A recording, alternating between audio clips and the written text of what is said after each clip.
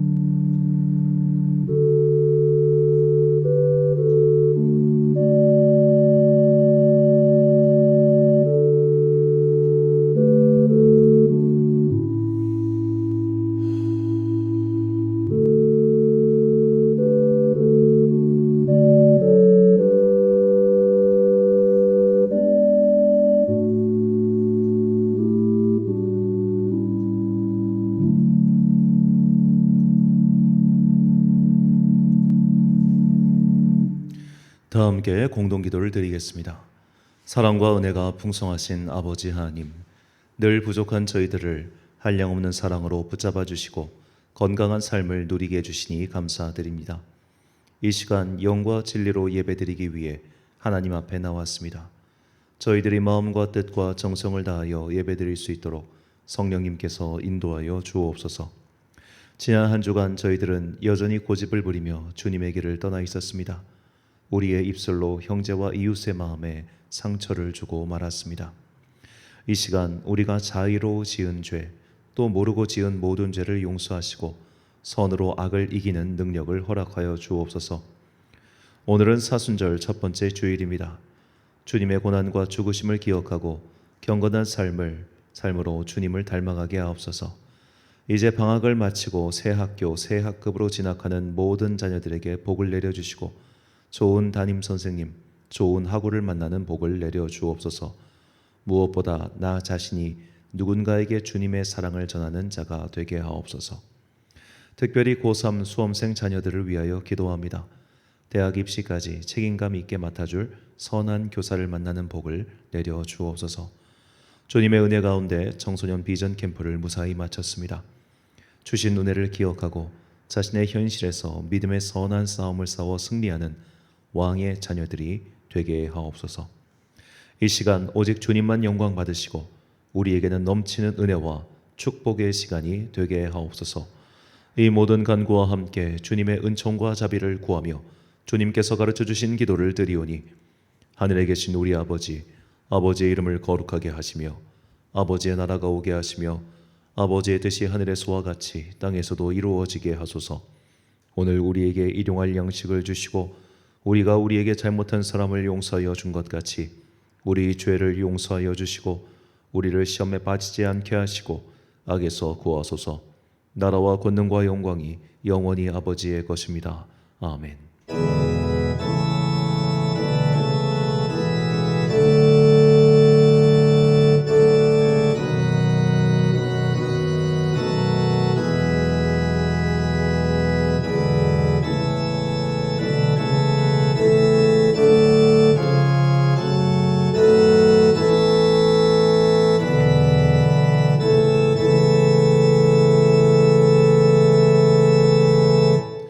사제의 말씀 선포하겠습니다.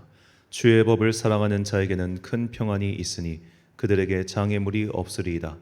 여호와여, 내가 주의 구원을 바라며 주의 계명들을 행하였나이다. 아멘. 오늘은 순례의 절기 사순절 첫 번째 주일입니다. 이 기간이 우리가 잃어버린 하나님의 형상을 회복하는 시간이 되길 소망합니다. 주님께서는 우리를 창조하신 후 보시기 좋으셨다고 하셨습니다. 주님께서 보시기 좋으신 그 모습으로 회복될 수 있도록 은혜를 구하는 성도들이 되시길 간절히 축원합니다. 교독문 124번 사순절 첫 번째 주일 교독문을 함께 교독하시겠습니다. 내 하나님이여, 내 하나님이여, 어찌 나를 버리셨나이까? 어찌 나를 멀리하여 돕지 아니하시오며 내 신음소리를 듣지 아니하시나이까? 내 하나님이여, 내가 낮에도 부르짖고 밤에도 잠잠하지 아니하오나 응답하지 아니하시나이다. 이스라엘의 찬송 중에 계시는 주여, 주는 거룩하시니이다. 우리 조상들이 주께 의뢰하고 의뢰하였으므로 그들을 건지셨나이다. 그들이 주께 부르짖어 구원을 얻고 주께 의뢰하여 수치를 당하지 아니하였나이다. 나를 멀리하지 마옵소서. 환난이 가까우나 도울 자 없나이다.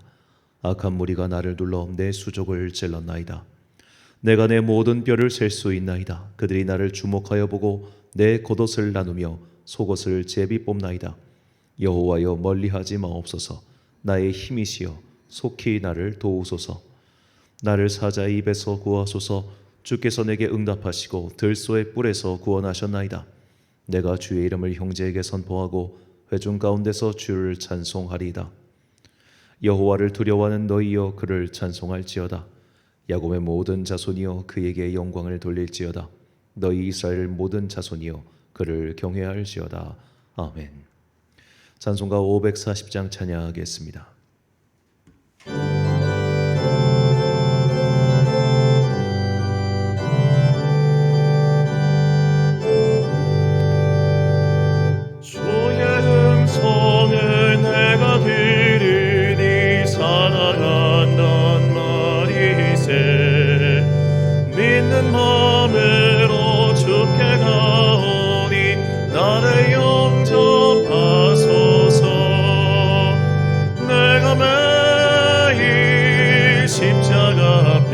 더 가까이 가오니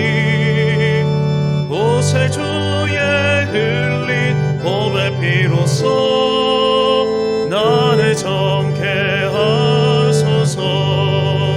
주여 너의 빛이 은혜 베푸사 나를 받아주시고 나의 보는 뜻 주의 뜻같이 되게 하여 주소서. 내가 매일 십자가 앞에 더 가까이 가오니 보세주의 흘린 보배 피로써 나를 정케 하소서. 주의 보좌로 나아갈 때에 어찌하니 기쁠까. 주의 얼굴을 항상 배우니 더 친근합니다. 내가 매일 십자가 앞에 더 가까이 가오니 보세주의 흘린 보배 피로써 나를 정케 하소서. 주의 넓은 사랑을 증량할 자 없으며 주가 주시는 참된 기쁨도 헤아릴 수 없도다. 내가 매일 십자가 앞에 더 가까이 가오니 보세주의 흘린 보배 피로써 나를 정케 하소서.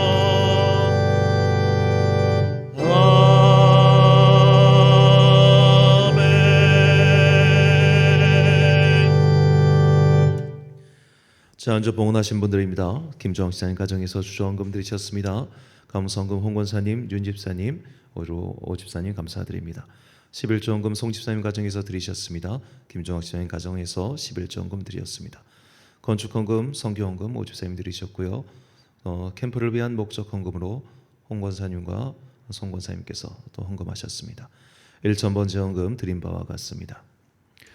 2023년 천안과 아산 지역을 위한 청소년 비전 캠프가 2박 3일간의 일정을 어제 무사히 마쳤습니다. 11개 교회 64명의 청소년들 그리고 몇십 명의 교사들 또 많은 목사님들 참여해 주셔서 은혜 가운데 캠프를 잘 마쳤습니다. 캠프를 위해서 계속해서 기도해 주시고 또 음으로 양으로 후원해 주신 모든 분들에게 진심으로 감사드립니다. 제가 캠프를 어제 마쳐가지고 목 상태가 아직 좋지 않은 점 이 점 양해 부탁드리겠습니다. 참 하나님의 많은 은혜가 임했던 캠프였고요. 또 무엇보다 아이들이 이 기도의 한계를 돌파하는 참 은혜로운 시간이었습니다. 앞으로의 일정이 어떻게 될지는 우리가 알 수 없습니다만 아무쪼록 이렇게 쏘아올린 작은 불꽃이 이 지역의 다음 세대를 키우는 하나님의 성령의 불이 되기를 또 소망하며 앞으로도 이를 위해서 계속 기도해 주십시오. 우리 교회가 비록 작지만 주님의 이렇게 쓰임을 받아서 하나님 나라의 작은 몫을 감당할 수 있는 그런 거룩한 주의 손이 되기를 간절히 소망합니다. 드린 예물 위하여 봉헌 기도드리겠습니다. 사랑과 은혜가 풍성하신 아버지 하나님, 주님께서 우리에게 맡겨주신 사명을 위하여 지금까지 열심히 달려왔으며 또 앞으로도 달려갈 수 있는 힘을 주님께서 주시리라 믿습니다. 이를 위해 오랜 시간 동안 우리와 함께하고 또 기도하고 있는 많은 성도님들, 그들의 기도가 땅에 떨어지지 아니하도록 주님께서 우리를 들어 사용하여 주시옵소서. 언제나 눈물과 그리고 기대를 가지고 우리를 바라보며 기도하고 있는 선한 양들에게 주님께서 은혜를 더해 주시기를 간절히 소망합니다. 사순절 첫 번째 주일입니다. 사순절기 순례의 여정을 떠나는 모든 성도들이 이 40일의 기간 동안 조금이라도 더 주님 닮은 영혼으로 변화될 수 있도록 그들의 마음밭에 성령의 씨앗을 심어 주옵소서. 그리고 그 위에 말씀의 생수를 공급하여 주사 그 말씀의 생수를 통해서 아름다운 생명의 나무가 그들의 영혼 가운데서 무럭무럭 자라나는 기적과 은혜가 임하게 하여 주옵소서.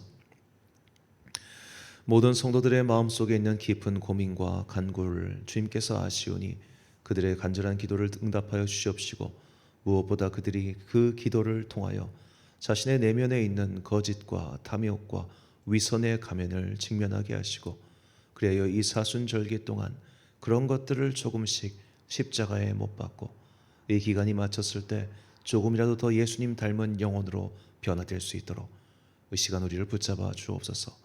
오늘 말씀이 그 시작이 되기를 간절히 소망하오며, 이 모든 말씀 우리 구주 예수 그리스도의 이름으로 기도드립니다. 아멘.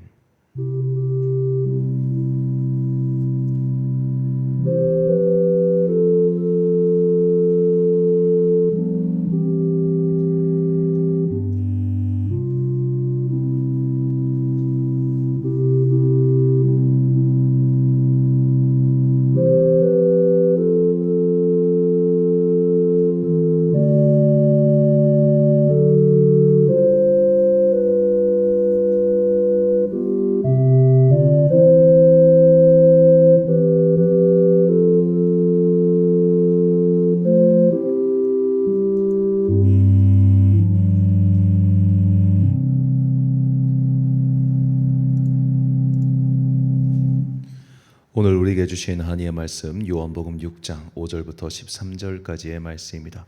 요한복음 6장 5절부터 13절까지의 말씀. 이제 봉독하겠습니다. 하나님의 말씀 경청하십시오.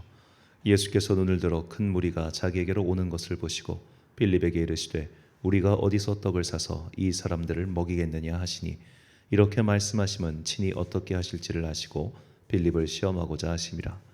빌립이 대답하되 각 사람으로 조금씩 받게 할지라도 200데나리온의 떡이 부족하리이다.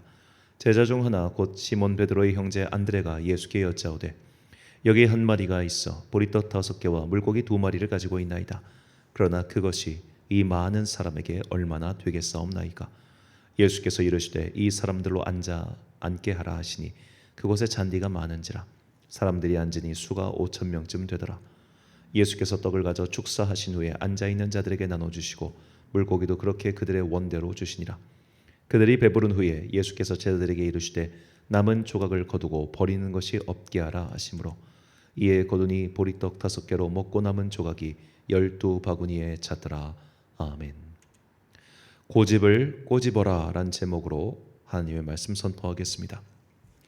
자, 우리말에서 고집을 부리다라는 뜻은 자신의 의견을 바꾸거나 고치지 않고 굳게 버티는 것을 뜻합니다. 자, 우리가 보통 고집을 부리다라는 것은 때로는 주로 부정적인 의미로 사용하지만 또 때로는 긍정적인 의미로 사용하기도 하지요. 그래서 그 가게 사장은 좋은 고기를 고집한다라는 식으로 자신이 세운 의견을 바꾸지 않는 것, 이것을 이제 고집스럽다라고 표현합니다. 그런 의미에서 고집과 아집은 좀 다르지요. 고집과 아집의 가장 큰 차이점은, 아집은 내가 세운 이 뜻이 잘못된 것을 아는데도 바꾸지 않는 게 아집입니다. 고집은 내가 세운 뜻을 바꾸지 않는 것이죠. 그러니까 고집에 있어서 부정적인 명을 아집이다, 이렇게 조금 더 구체화시킬 수 있겠습니다. 오늘 제가 말씀드리는 이 고집이라는 단어는 조금 더 아집과 고집, 이 두 가지 모두를 갖고 있습니다. 깨달았는데도 고치지 않는 사람이 있고, 또 자신의 고집을 이것을 깨닫지도 못한 채 바꾸지 않는 사람도 있어요. 자, 이런 고집에 대해서 제가 지난 2박 3일간 청소년 비전 캠프를 하면서 제가 이 집회 중에 발견한 고집이 두 가지가 있습니다. 하나는 그 집회에 참석한 아이들의 고집이었고, 또 하나는 바로 저의 고집이었습니다. 첫 번째로 제가 이 집회에 참석한, 물론 모든 청소년들은 아닙니다만, 이 아이들을 보면서 어쩌면 우리에게, 이 아이들뿐만 아니라 우리가 흔히 가지고 있는 고집이 바로 나는 다르다라는 고집이 아닌가, 바로 이런 생각을 했습니다. 둘째 날 특강을 마련했습니다. 청소년들에게 기독교의 바른 성교육을 위한 특강을 마련했죠. 특히 이제 음란물이라든지 여기면 동성애라든지 그런 것들에 대해서 조금 아이들에게 구체적으로 가르쳐주는 그런 시간을 가졌습니다. 이 첫 번째 특강이 끝나고 다른 장소로 이동하면서 이 차 안에서 몇몇 아이들의 반응을 들었습니다. 아이들의 반응은 물론 그 아이들이 전부는 아니었습니다만 대체적으로 무엇이었냐면 그냥 뭐 다 아는 이야기야, 다 들어본 이야기야, 그런 식의 반응이었어요. 자, 아이들은 그 말 속에 뒤에 하나 감춰져 있는 게 있었습니다. 그 뉘앙스와 대화 속에서 제가 그 아이들의 속마음을 조금 발견하는 것이 무엇이냐면 다 아는 이야기야. 물론 저런 걸 하면 안 돼. 그런데 나는 좀 달라 였습니다. 남자아이들 같은 경우 뭐 이제 자위를 하지 말라, 음란물을 보지 말라. 그리고 여성 아이들 같은 경우도 네 몸을 소중히 여기고 뭐 과도한 스킨십 이런 것들을 스스로 경계하고 여러 가지 우리가 정말로 많이 할 수 있는 이런 이야기들을 다 성경 말씀에 근거해서 가르쳐 줬음에도 불구하고 아이들은 사실 그 말 그대로를 따를 생각이 없더군요. 왜 없는가? 나는 다르니까. 나는 이런 음란물을 봐도 이런 데 마음을 뺏기지 않아. 나는 자위를 해도 이 자위에 집착하지 않아. 나는 이성교제를 해도 그렇게 과도한 스킨십 때문에 내 인생을 마칠 짓을 나는 하지 않아. 왜? 나는 특별하니까. 나는 저들과는 다르니까. 나는 그렇게 평범한 사람들과는 좀 다른 특별한 존재이기 때문에 나는 그런 실수를 범하지 않아. 그러니까 저건 그냥 남들에게 하는 이야기야. 그것이 느껴졌던 것이죠. 예전에 제가 이 슈퍼 에고에 대해 설명한 적이 있습니다만 우리는 너는 특별하단다라는 의미를 위로의 말로 받아들여야 되는데 이것을 자기 자신에 대한 선언처럼 여기는 경우가 있어요. 나는 특별해. 나는 슈퍼맨이야. 나는 할 수 있어. 당신들이 말하는 경고 괜찮아. 나는 달라. 라고 말이죠. 어른들이 이런 이야기들, 특히 경고성 이야기들을 자꾸만 아이들에게 하는 이유는 어른들이 인생을 살면서 지금 내가 알고 있는 것을 바로 저 시기에도 알았다라면 나는 다르게 살았을 거야 라는 것을 깨달았기 때문에 아이들에게 그런 이야기를 하는 거죠. 내가 네 나이라면 나는 지금 이것을 하겠어. 내가 너의 나이라면 난 이런 것을 주의하겠어. 자신의 인생에서 실패와 또 아쉬운 점이 있었기 때문에 그것을 자녀들에게 또는 젊은 친구들에게 전하는 것인데 젊은 친구들은 그것을 들을 생각이 별로 없는 겁니다. 왜냐하면 나는 다르니까. 저라고 뭐 달랐겠습니까? 제가 20대 20살 때부터 그 신학교를 다녔고 그 신학교에서는 일주일에 4번씩 예배가 있습니다. 그 예배 때 오시는 분들은 주로 소위 말해 성공하신 목사님들이 오셔가지고 다 막 설교를 하세요. 그러면서 너 여러분은 신학교 시절에 뭐 이거 하시고 저거 하시고 저거 하시고 그 얘기를 다 한단 말이에요.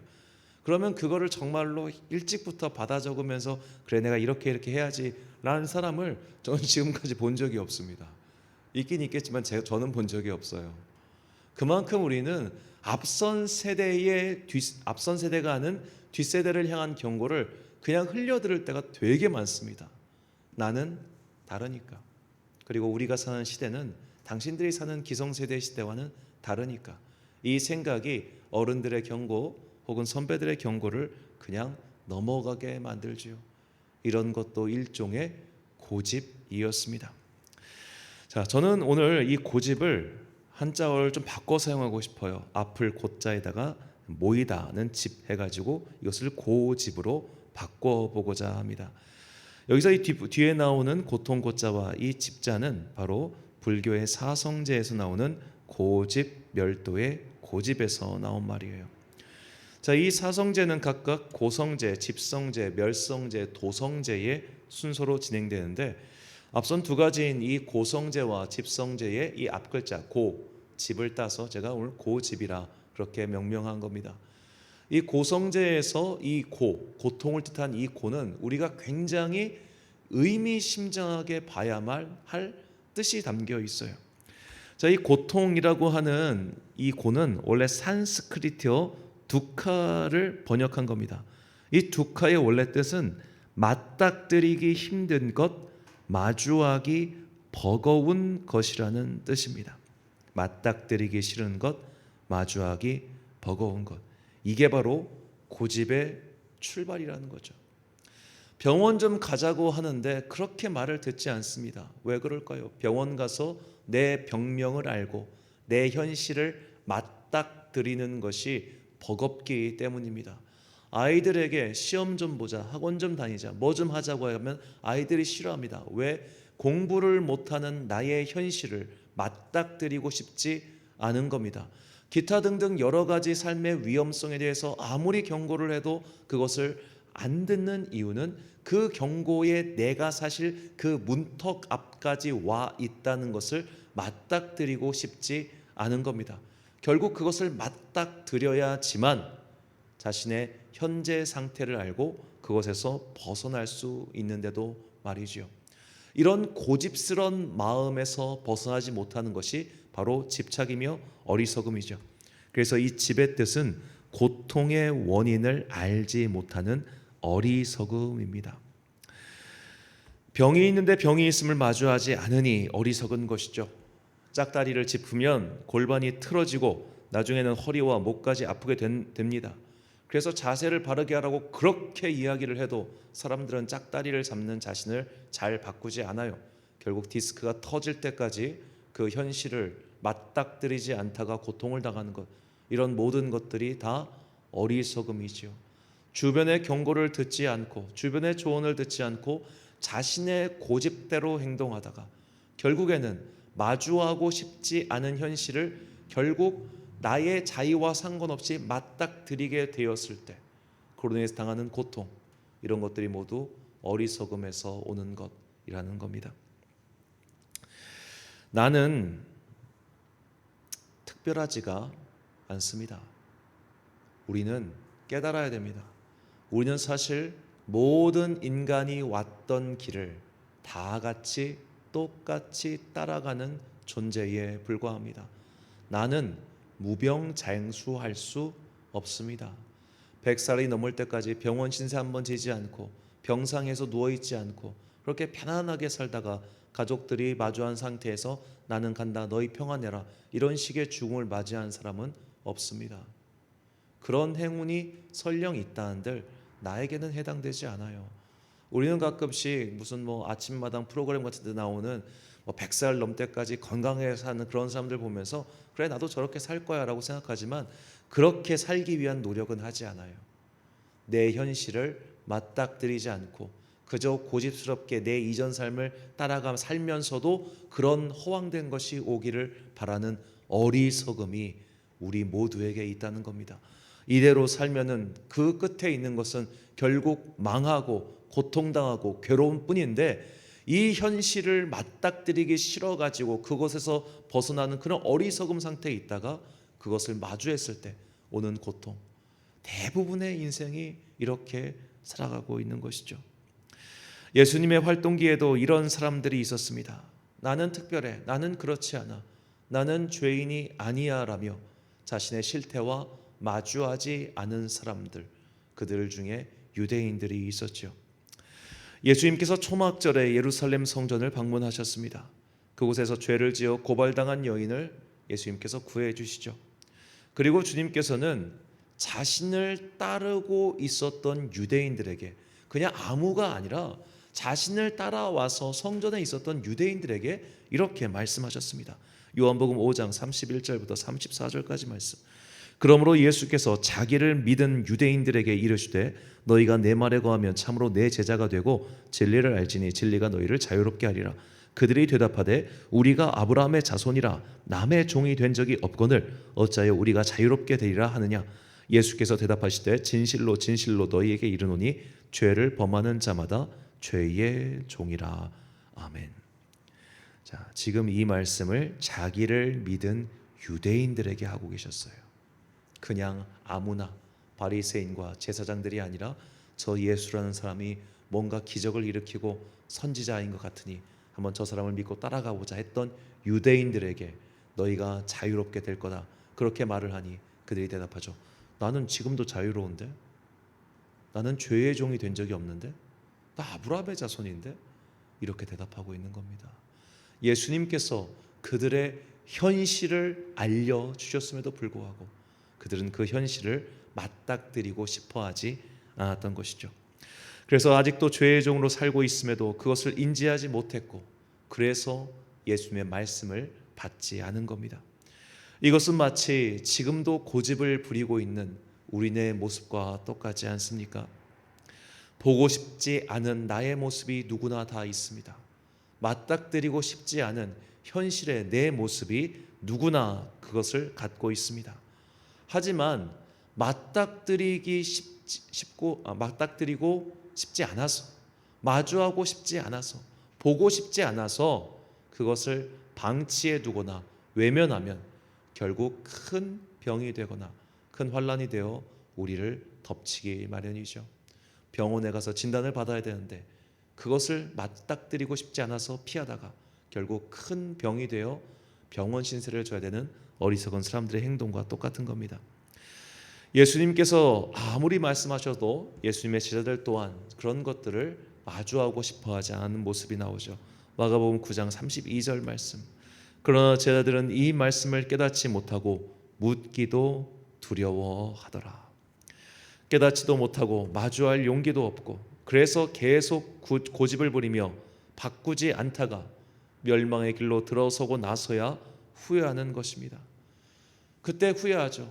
정말 그때 내 인생의 그 순간 누군가가 나에게 와서 나를 때리면서라도 너 정신 차려, 이대로 가면 너 죽어 라고 그런 손이 오기를 바랬는데 왜 내 인생에선 그런 손이 한 번도 오지 않았는가 라며 말이죠. 이거 아마도 누군가 만들어낸 우화 같습니다만 한 도둑이 감옥에 걸려서 감옥에 갔어요. 그 감옥에 온 면회를 온 어머니에게 그렇게 말을 했답니다. 엄마가 어렸을 적에 내가 엄마 지갑에 돈을 훔쳤었는데 엄마는 그때 그것을 알면서도 나에게 뭐라고 하지 않았어. 나는 그래서 도둑질이 괜찮다고 생각했어. 내가 그래서 오늘 이 감옥에 오게 된 거야.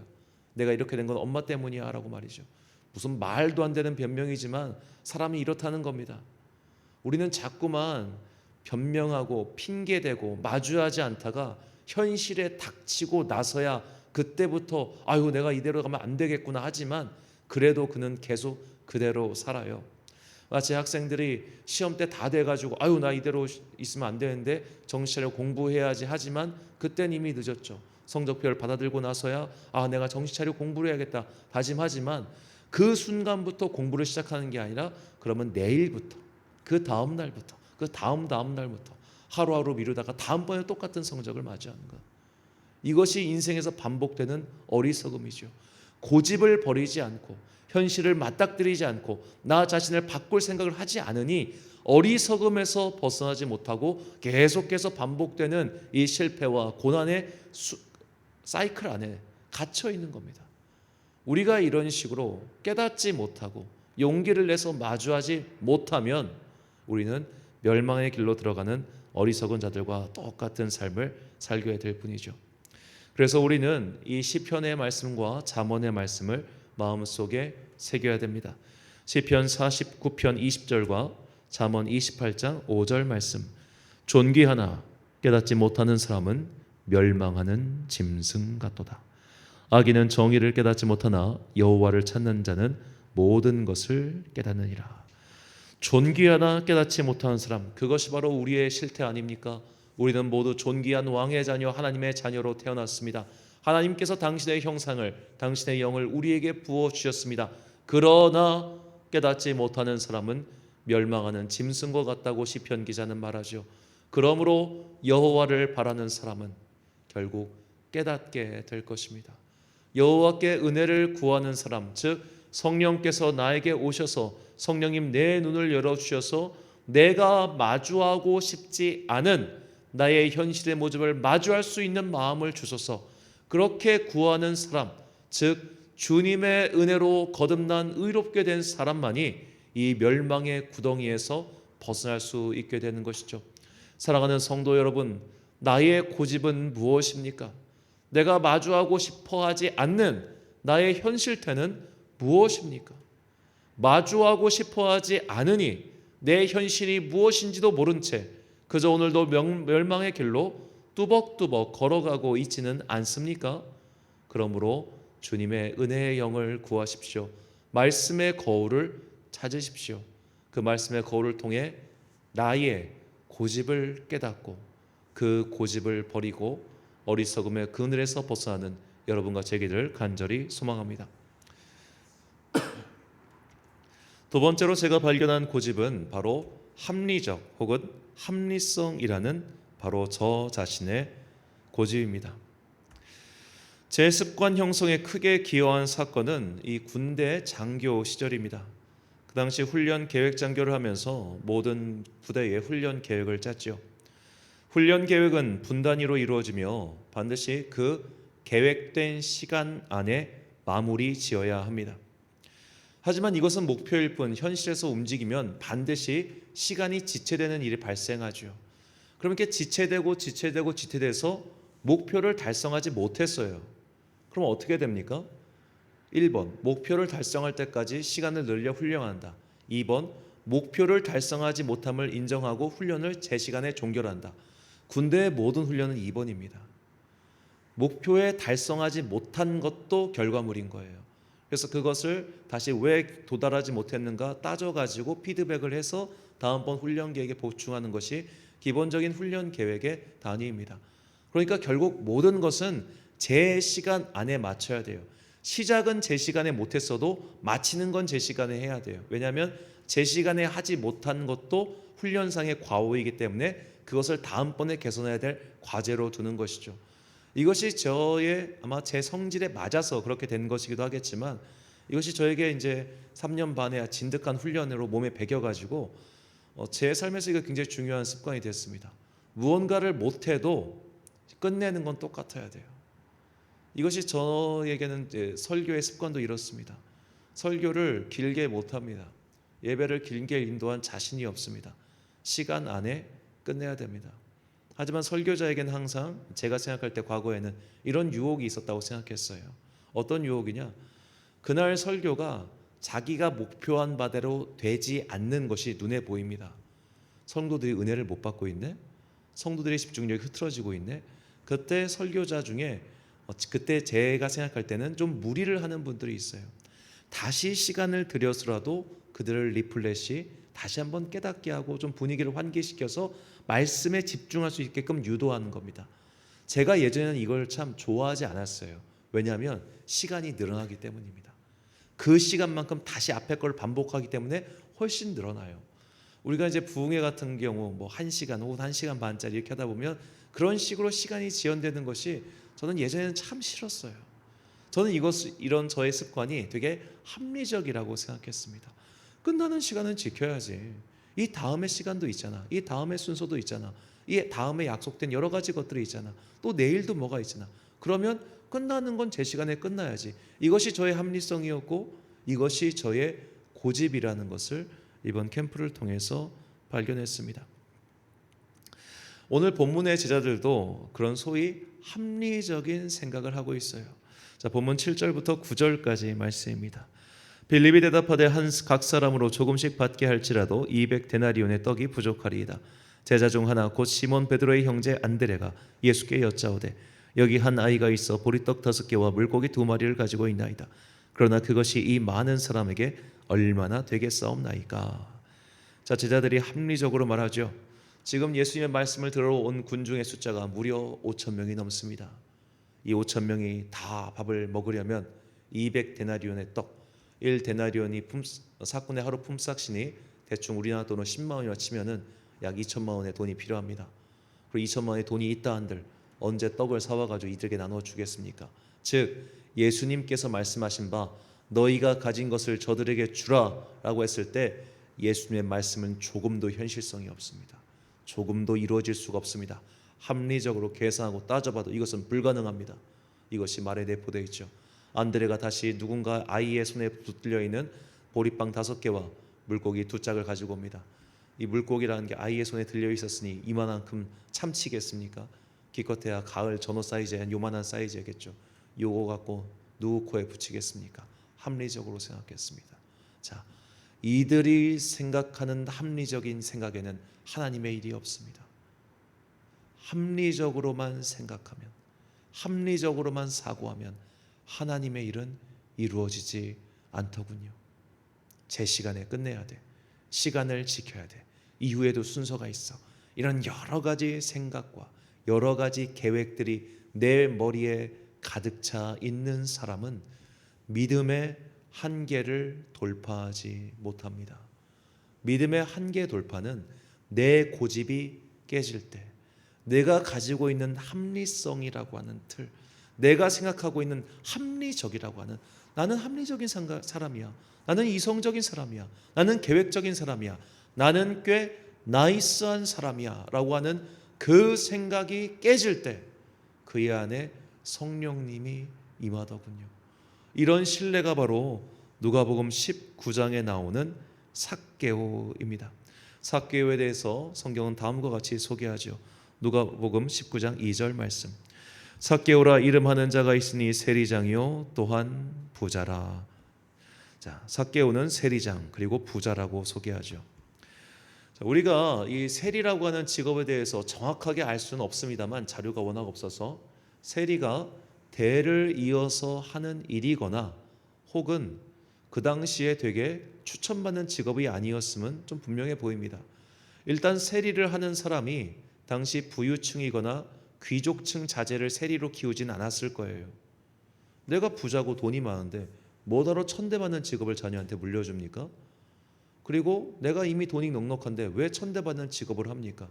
즉 세리라고 하는 사람들은 아마도 제 생각에는 당시 어쩔 수 없는 경제적인 어려움 속에서 이 경제적인 어려움을 타파하기 위해 스스로 그 길을 택했을 가능성이 매우 높습니다. 그리고 그 당시 사람들이 세리를 비판하는 이유는 굉장히 비합리적인 이유였어요. 왜냐하면 세리는 저 이방 나라들의 앞잡이라고 생각하는 거죠. 앞잡이.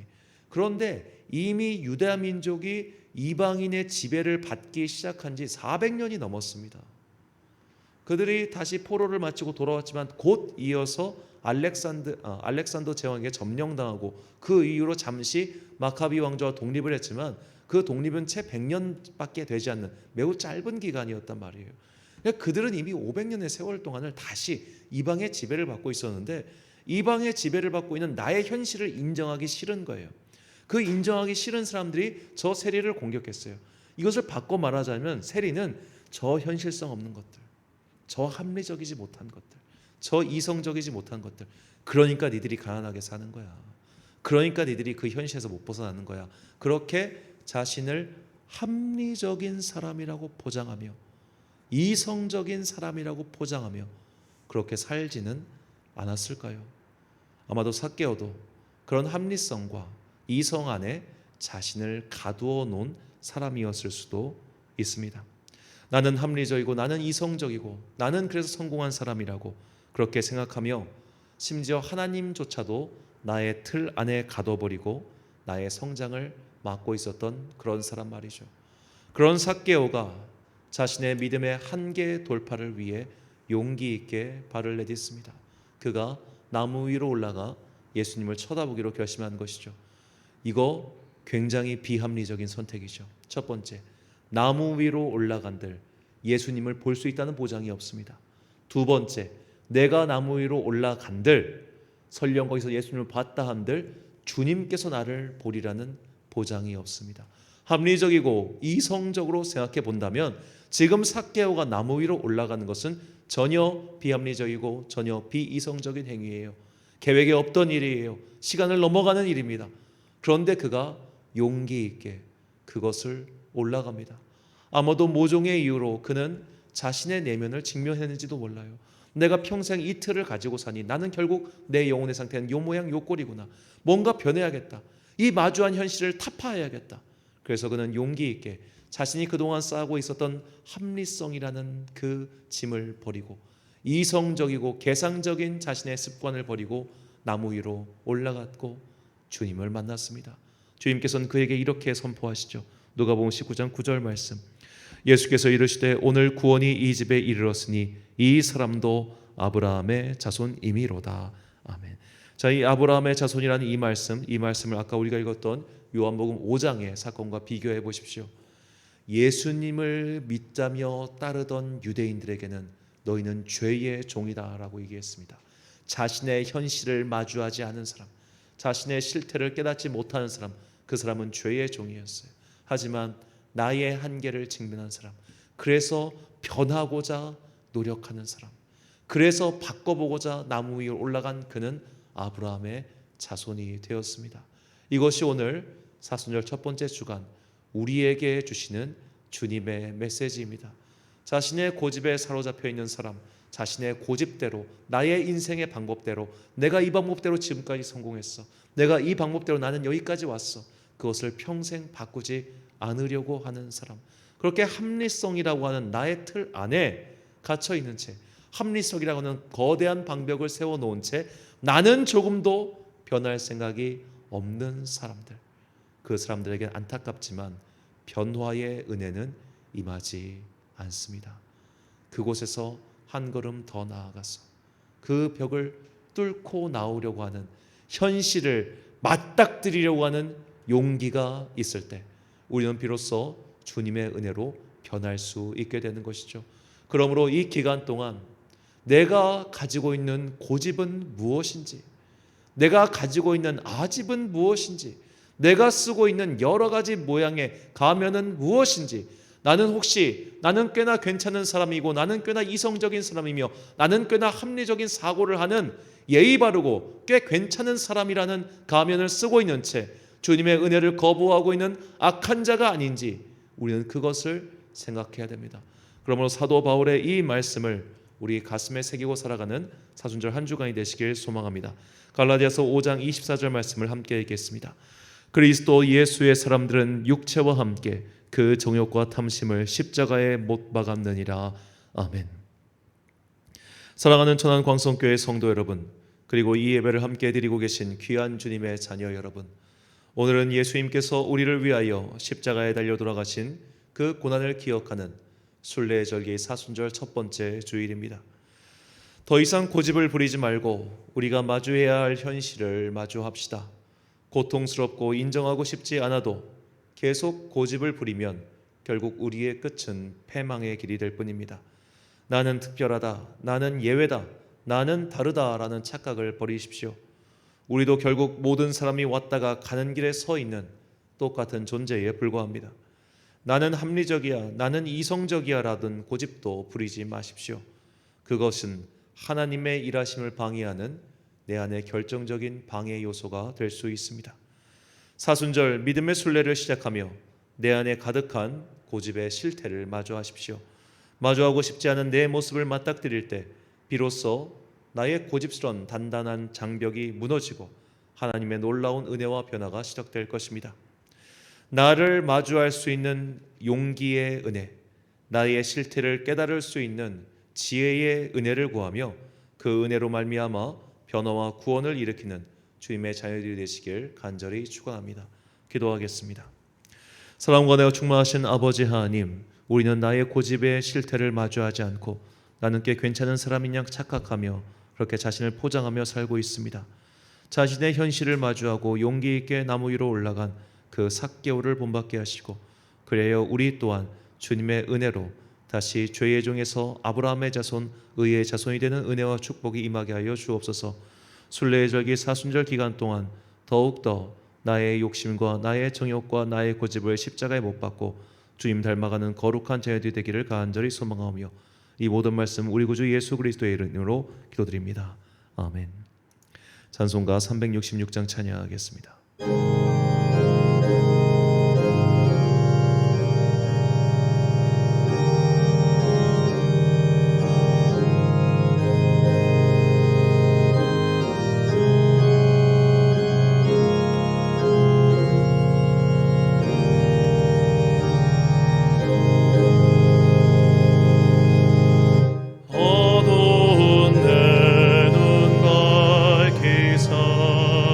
진리를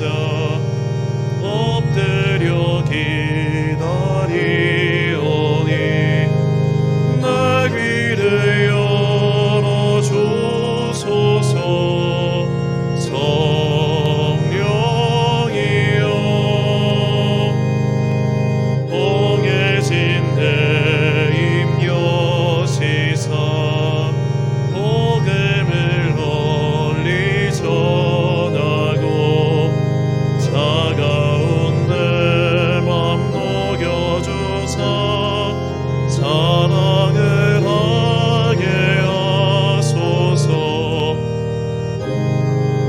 뜻을 알고자 엎드려 기다리오니 나 입을 열어주소서. 성령이여